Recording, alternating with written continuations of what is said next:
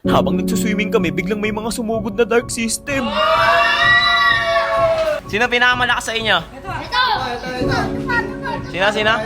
Akala ko boring kalaban tong mga to, kaya pinili ko yung pinakamalakas sa kanila. Masyado kong minaliit, kanya lang pala akong ipapahiya. Unang sabayan namin, niyabangan ko siya kaagad. Tingnan nyo, tinitipitipihan ko lang siya dyan. Nagpapasikat kasi ako sa mga kasama niyang kabataan. Hindi ko man lang naisip na may malagim pala akong kahihinatnan. Imbis na umatras na lang, nakampante pa sa aking kalagayan. Sobrang nagulat ako sa ginawa niya dyan.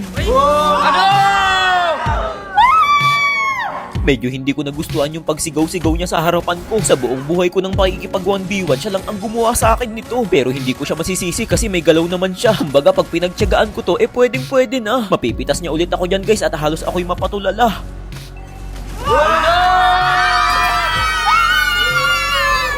Napakaiingay na nila guys at tuwang-tuwa na. Pag ako naka-late game, siguradong di na makakaimik tong mga bata. Gumawa ako ng paraan dito para lumamang ako sa kanya. Tingnan nyo guys, nagamit niya na lahat ng kanyang ulti pati Bengans. Pag bumalik to, paniguradong may kalalagyan. Wag na wag niya lang tangkaing subukan. Bali kung mapapansin nyo, low HP na ako pero nakuha ko pa rin magrepolyo. Nararamdaman ko kasing babalik pa tong binatilyo. Maya-maya nga lang, nagkatotoo na yung sinabi ko at idinikit ko agad sa bato. Wala nang nagawa si Iho.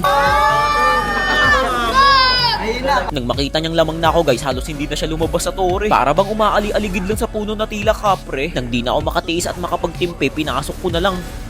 Aray ko, sakit! Napasok na kita sa tore! Bumuboses na ako sa puntong to guys kasi late game na. Kilala nyo ako kapag full item, bira na lang ng bira. Boom! Pinapasok! Kapag nag-init na yung mga darili ko guys, wala na akong kinakatakutang kahit sino. Hindi ko na binibigyan ng pag-asa o anumang milagro. Basta ang masasabi ko lang, walang iyakan bro. Sinunod-sunod ko na siya dyan guys at dinurog ko ng pinong-pino. Napakasakit! Baliwala! Parang nilubog ka. Papasukin ka yata sa Toreo.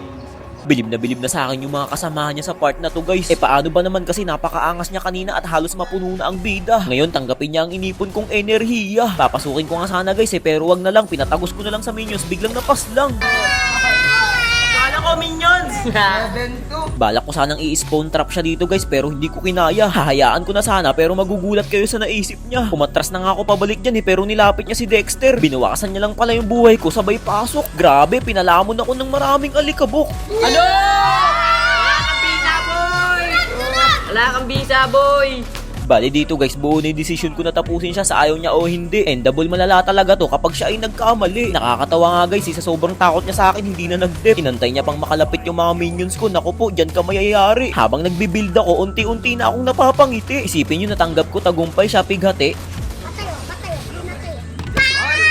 Ano, game? Ano, game? Hanggang, kamay ka lang niya.